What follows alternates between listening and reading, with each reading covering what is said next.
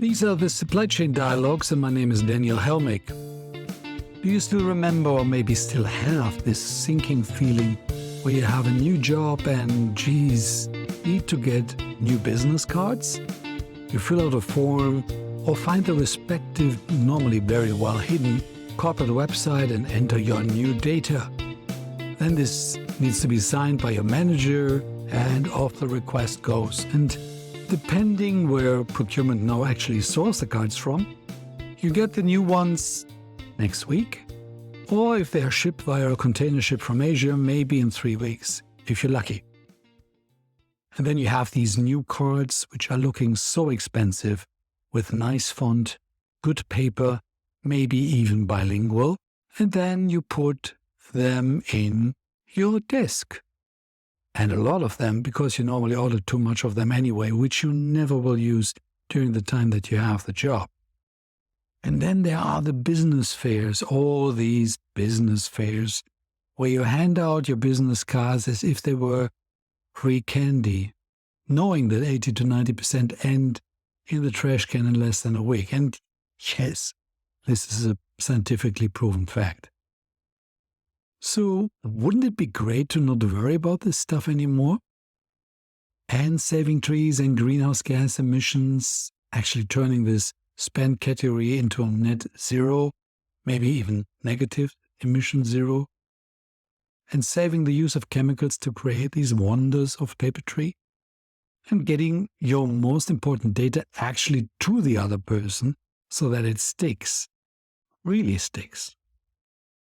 Well, there is such a solution out there, and in the Supply Chain Dialogues we talk about solutions that category by category can reduce or zero down greenhouse gas emissions.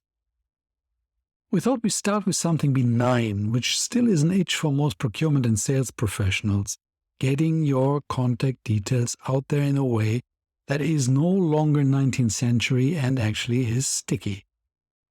I was lucky to get Lars, the co-founder and CEO of Contactify, in our studio to tell us what actually is going on and how to turn this particular category to negative greenhouse gas emissions. A few words about Lars. His parents owned a stationery business, and he grew up in the world of paper, postcards, pens, stamps, and, you guessed it, business cards. He did his business and finance master in St. Gallen, one of the most prestigious universities in Europe for business, and used his newly learned knowledge to create a startup, which could scale up the business card business digitally into the 21st century. Lars is a driven entrepreneur as much as he's driven in his private life. In summer, he's playing lots of tennis, which is not astonishing in the land of Roger Federer, and does marathons in the Swiss Alps around St. Moritz.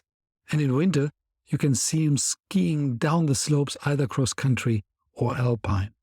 I've learned skiing when I was 26, mostly to have a fleeting chance with a girlfriend, at that time from Lake of Constance, while Lars and most other Swiss guys and ladies get their base training when they are 3 to 4 years old. Here's my envy. So enough of the introduction, let's get into the discussion. Lars, thank you for making the time. It's a pleasure, Daniel. So let's dive directly into the 10 questions. So let's start with the first question, which is, what is the one thing you deeply appreciate in your life right now? Well, if I compare myself to my friends and peers, I would definitely mention one point that sticks out, and that is of tremendous pleasure for me, which is the variety of tasks I currently have and variety of insights I have in my life. That's obviously also something private, but that's something everybody could tell. On the professional side of things, if you found your own company, the variability of skills you need to develop and the variability, therefore, also of tasks you have on a daily basis is in the beginning overwhelming, but over time it becomes pleasure. So that's definitely something I appreciate a lot. I'm looking forward to actually dive into that during our little discussion here so that people understand what you're doing and why we're actually talking with each other. As you and I became in contact when I bought a product and service that Contactify, the company where you are the co-founder and CEO, offers with regard to a fully innovative business card solution, which, based on what we know about your history, is now quite interesting, coming as well from the stationary business as such. I was so interested about this ingenious idea. I told many of my friends and former colleagues about it, something that I quite honestly very seldom do. Would you mind explaining the product and the services you offer? Yeah, sure. So thanks for being one of our customers, Daniel. So as you mentioned, right, with that background at hand, the first touch point of the customer journey was something that came to our mind when we thought about, which product is still in use that might have potential to be revolutionized. And now I'm speaking about the time of 2020, right? And we were all in that time frame coming into touch with these digital products and adopted them. And on our end, when we looked at the first touch point of the customer journey, and the product we offered at the stationery store of my mother was a paper card that you would hand out in a way that you would give it from one person to the other. And this person would, in almost all cases, throw it away. And so our solution helps companies to digitize that process in a way that you could easily hand over the information via a QR code or an NFC card. And this information then are consolidated on a landing page where you would have not only contact information, but it would be enriched with other information such as your LinkedIn profile or the information asset you want to place at the first touch point of the customer journey to give a holistic view over what you're doing or your company's doing. Obviously, it also entails an easy way for companies to manage these profiles of their employees, and therefore is easy to manage, is also integrated into the current ecosystem, and in a nutshell is an efficient, eco-friendly and innovative way of transferring contact information as a substitute to a product that has been existing for decades already. I must say this was as well the selling point for me, because as a CPO for large companies, this was the one issue that I saw in most of the companies over the last 20, 30 years. And it's amazing that we're still in this quite analog kind of situation with the document, that everyone getting involved, everyone is basically utilizing business cards. You have a whole organization normally behind that in your company to create them, to evaluate them, to assess them, to make sure that they're right. And you come up with this product and service which makes all of this more or less null and void and concentrates on what is the most important thing, which is the business to business contact, which is fantastic. What benefits have you been able to achieve for your customers so far? If you look at the companies or our customers and the people within that company we're talking to, it's a lot about branding and marketing. So obviously there were people already adopting channels such as LinkedIn for exchanging information. However, companies had the issue of maintaining brand consistency, as said, because LinkedIn is a decentral channel for employees to promote themselves and not the company with whatever information is placed on there. So number one, to your question, is definitely brand consistency.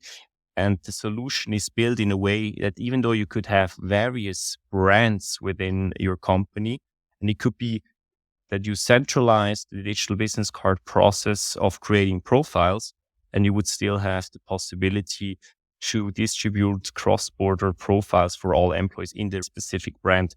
And it's way easier, faster in the process itself, and therefore it saves a lot of time that can be spent otherwise. Then secondly, we deliver to all of these companies KPIs. And if you look at the analytics of how people have been using the digital profiles, obviously that's something you can also then use as a benefit over paper-based cards, because you get the analytics, but they're definitely receiving a personalized sustainability report where you can report how much CO2 has been reduced over time. And then you can differentiate by brands and people, obviously, but you get the analytics out of it and you can use these numbers and put it in your CO2 calculation. If you look at larger companies, you also have a cost-cutting case anyways. So you would reduce costs due to the fact that actually the process of creating and producing and promoting digital business cards, the physical cards are actually quite high. if you look at the European market, and therefore we can also deliver a solution digital only that helps companies to reduce costs. So these were the three main points we helped our customers in order to make most use out of digital business cards. And as one of your customers, I have to say, it is fascinating. The listeners cannot see it. I hold in my hand now my beautiful wood business card, the one and only, the last one that I ever need from your company. And in the meantime, I counted about 500 interactions and no need to exchange business cards since I started with my company, which is fantastic. Now, you have been in this business as well from the family side before. What does it normally take to produce business cards? It's quite fascinating. We've seen statistics in 2012, around 10 billion paper-based cards have been printed alone in the US. And as we've heard before, most of them are actually being thrown away and end up having a negative impact on your CO2 household. However, if you look at what it actually entails, it's obviously, as you mentioned, the paper itself. That is one of the products we're trying to substitute, but then also the printing and the logistics around, you should not neglect, as it is quite an exhaustive process to produce these cards. It's individualized card by card. And then lastly, it needs to be shipped to the respective addresses of every employee. And this is repeated, right? So every time you would change, for example, your position, you would need to produce another 100, 200 cards, and you would then need to be shipped to your address. And then afterwards, if you change again, you need to throw it away again. So in a nutshell, as I said, it's the paper that is being consumed. It's the printing and everything around the printing. And then lastly, packaging and distribution that uses quite some time and has an impact on your CO2 household. And that's all what you actually eliminate, which is fantastic. With just thinking differently about a solution and then adding as well services to that. But do you have an overall sense in terms of how much of greenhouse gas emissions you can actually reduce by changing from this analog paper solution towards your solution as such? So the calculation is based on insights we have from industry reports, but let me frame it in general. So by adopting digital business cards, companies are able to reduce greenhouse gas emissions in two significant ways. Firstly, there's no need to cut down trees, as I mentioned before, preserving valuable natural resources. And secondly, the harmful and environmentally damaging production process associated with traditional paper cards is entirely avoided. So while the reduction in emissions for a single paper business card might seem minimal, the cumulative effect, for example, at Svico, a health insurance company in Switzerland, we count around 15,000 touch points for 1 month. So it's quite a significant number. So the cumulative effect is substantial. For instance, if a client who implemented our digital business cards for fewer than 30 users can thereby decrease their CO2 emissions by over 3.5 kilogram within just over 1 year. So if you add the number up, you would end up for 2,500 users at Svico at a quite significant amount of CO2 emissions that can be reduced and that you can also speak about. So for all these listeners to the podcast that are in a larger company, you can multiply what Lars just said with the employees that actually you work with, and hopefully that makes you excited. Which brings me to the next question, Lars. So how does it normally work best to get in contact with you? Number one is obviously to have a call with me or one of my colleagues at Contactify. We now have over 100 customers worldwide that are using our products, especially in the large enterprise segment, that is throughout industries, healthcare, manufacturing, production, chemical industry, and prominent financial services. And typically, as I've mentioned, these companies got in touch with our product that maybe another customer that is using it, and then got in touch with us. And we were able to show them how different companies are using the product in a combination of software and hardware. As you mentioned, right, we have this wooden card that is made out of upcycled wood here in Switzerland. So we have a lot of combinations and variety of how you can use it. in a sense, we can adopt it to the needs of that specific company. There we would deep dive after a first call into the requirements. And then obviously we could do a proof of concept, try out what is best for your specific company. And then afterwards we have extensive knowledge in rolling it out cross-border with a lot of languages. And this would then be the last step before you revolutionize your first touch point of the customer journey. In connection with that, was long enough chief procurement officer, when you have an idea and you find a company that you like, then you would like to have it implemented as quick as possible. Specifically today, when we all need to reduce our greenhouse gas emissions to get into the net zero environment. So in this category, what is your average kind of time from the first contact to having your great cards in the hands of all employees of a company? How long does it take? Well, as you probably also know, the tricky part is not the first touch point and the first time you meet someone. If this one would be the decision maker, then it would be quite easy. Let's say we have a call today and we agree that we will introduce it. We would be on the market in around 2 months. So this is our average time of a project. But the economic buyer or the functional buyer from the business side first has to convince a lot of stakeholders, right? So the time from the first touch point until we actually sign contracts takes another 2 to 3 months on average, as we talk to mostly enterprise customers. But from signing and agreement upon the rollout plan, this is around 2 months. 2 months is actually nothing in the corporate space. So it's just about how many of the people you internally have to convince. With regard to this, normally what is going to be done when people get in contact, they check out your website and read a little bit upon what you actually have in there. And when I was looking at your website, you say that B2B customer engagements relies on tools that are from the 90s. And you are doing it a little bit more broader than just talking about business cards. What do you mean by that? B2B sales processes are quite complex. So over time, we introduced digital business cards 3 years ago. We got guided from our existing customers that were using digital business cards that they said, hey, there might be a different use case you could also tackle, generating profiles, digital profiles, as we were doing it with digital business cards. And when we dive deeper into the direction that they were leading us, we saw that if you look at how B2B sales processes look like today, it's email ping pong around a lot of stakeholders, around a typical, quite complex product. What plays into there is that if we look at who actually sits on the other side of the table and who are the decision makers of tomorrow, they're all digital natives. So we have kind of a combination of complex products, multi-stakeholder process over a longer period of time, while all of us at the table love a good digital customer experience.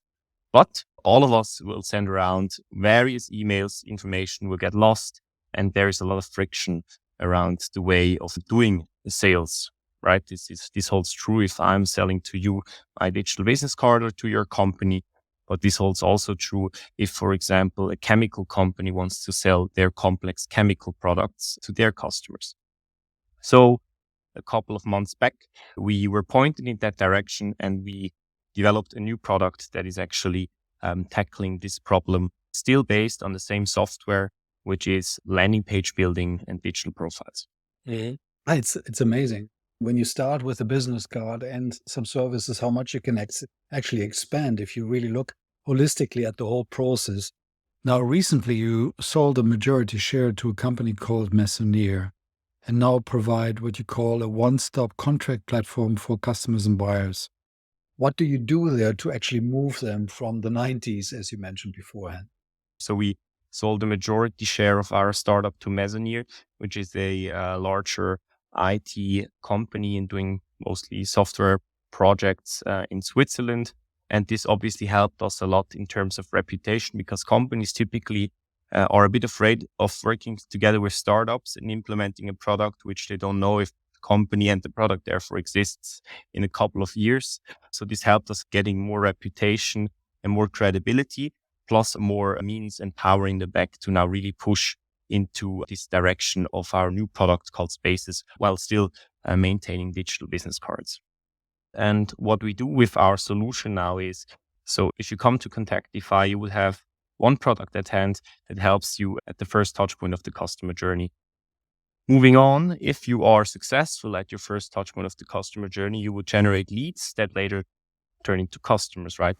The way of turning leads into customers, that is then also supported by Contactify with our product called Spaces, helping you to overcome the complexity in B2B sales processes. What it actually means is you have the chance to create within seconds as a sales rep, microsite landing pages for your buyer.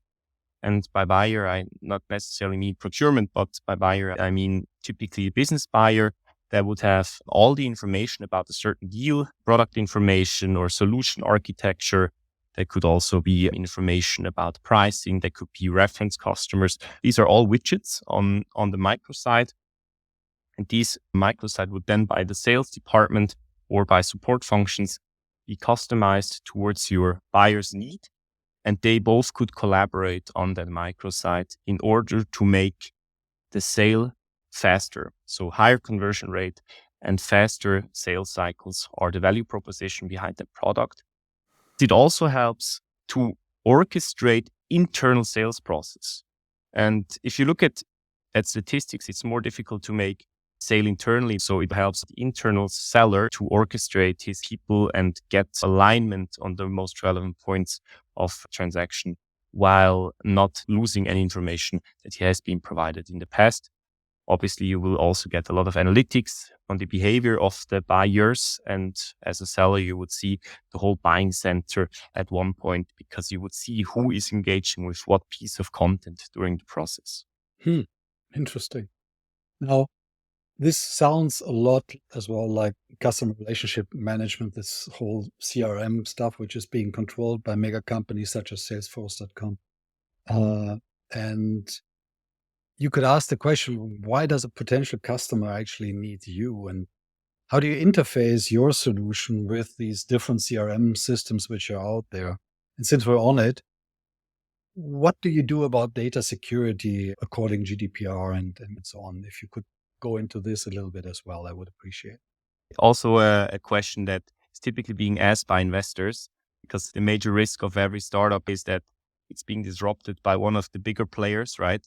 But in that specific case, and we looked at the CRM market obviously quite closely, the CRM market is now a topic about orchestrating internal sales process. So you build a funnel.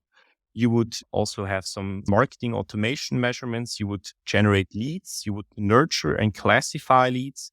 And then once a lead is sales qualified, you would push it down the funnel by sales tracking the deal status. And then afterwards, you would have it converted. And this whole process of how actually a customer is flowing through the funnel and the steps behind, that's CRM work, orchestrating customers or potential customers' leads through the funnel and keeping track of the engagement. After the CRM, what has been happening in the past is a category evolved called sales enablement.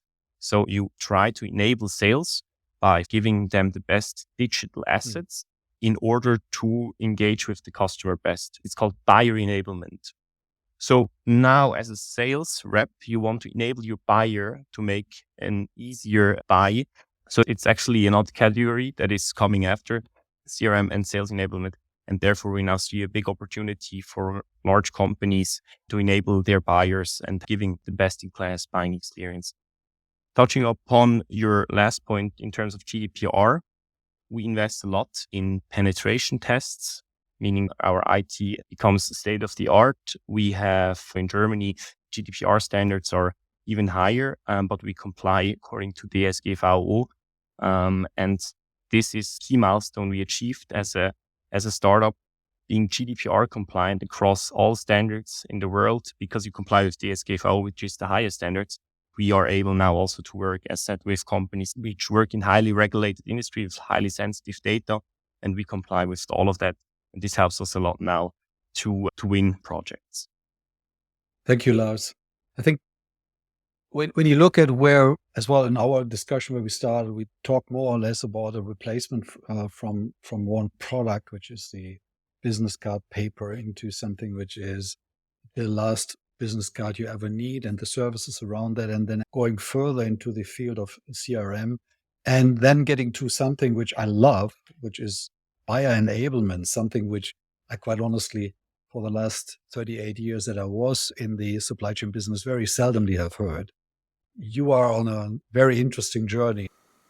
When you look back at the last couple of years, Lars, what new behaviors or habits had the most significant positive impact for your life to actually manage all the wonderful things that you're doing right now and stay healthy and sane while going at it?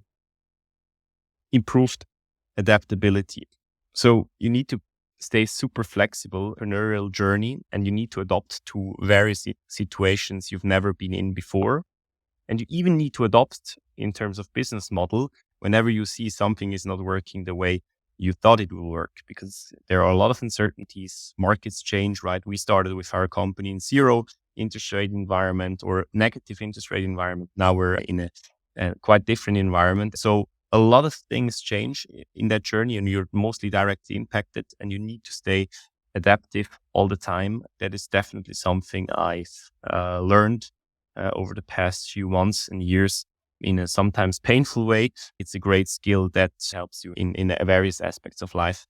The second point you just touched upon, I think if you're under so much pressure when you're on your entrepreneurial path, I think it's super important to have great personal well-being, and that you also see that you balance different aspects. And in the beginning you run, and then at one point you see you also need to relax a bit. So I think this combination and balance is key to long-term success.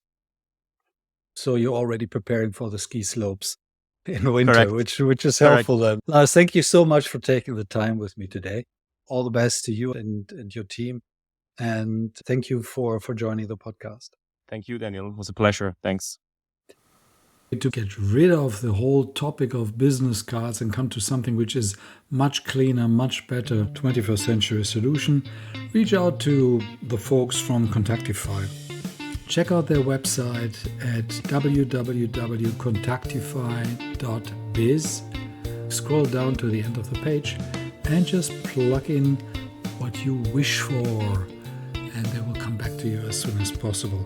Please mention that you heard it here on the Supply Chain Dialogues. Thank you very much for listening. I hope that you enjoyed it. If you did, please tell a friend. And if that friend has no clue of how to subscribe to podcast, give them a hand, please. Beside that, stay safe, stay bold, and until the next time.